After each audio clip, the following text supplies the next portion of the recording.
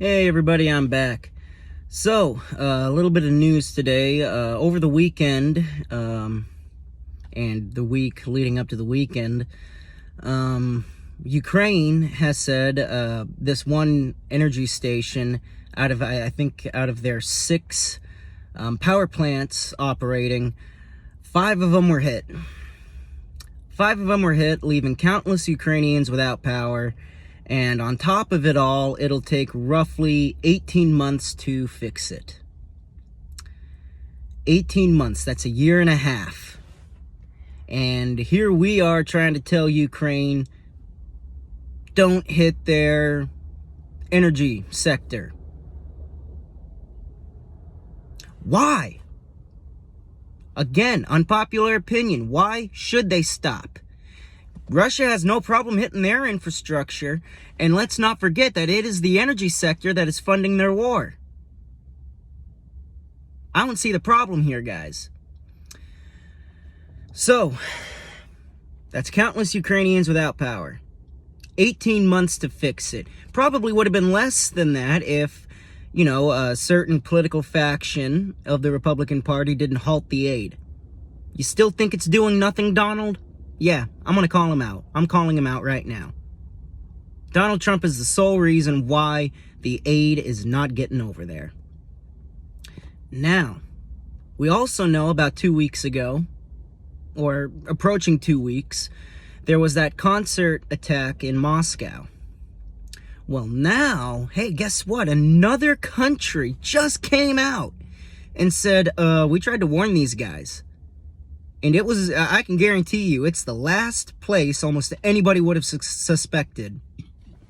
Unless you have been reading up on Russia's allies since the start of the invasion. And that was Iran.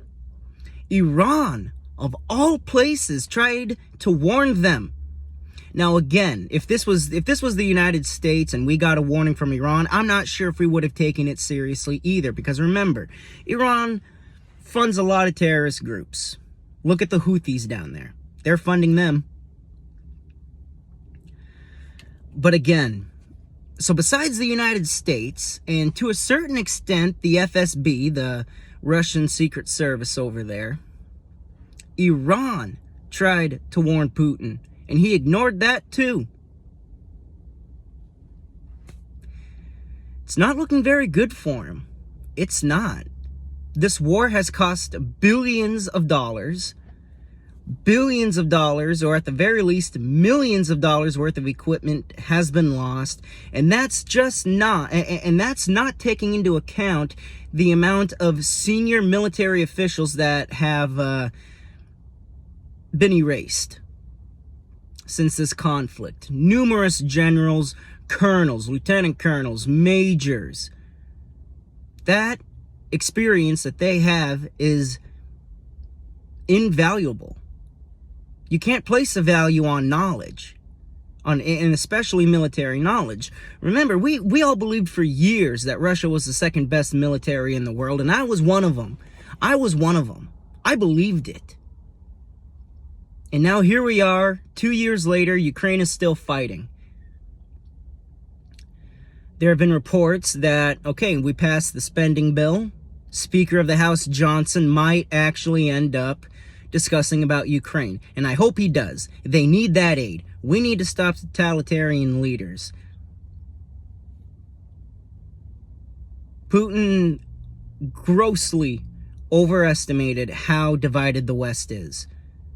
Now, if we can keep countries like, say, Hungary, Viktor Orban over there, the prime minister, you know what? We need to try and do something there diplomatically. He is the leader of a NATO country, and yet him and Turkey's president are very, very closely aligned with Russia. And both of them are NATO member countries. That is what is dividing the wedge here right now, is that we have leaders accused of democratic backsliding in their countries with friendly relations towards Russia, and they are doing anything and everything they can to try and disrupt the aid process, getting the aid to Ukraine. So there you have it. 18 months to restore power to a good chunk of Ukraine, and Iran tried to warn Russia about the terror attack, which again, we all know Putin is still trying to put the blame on Ukraine. Like, comment, and subscribe. We'll see y'all soon.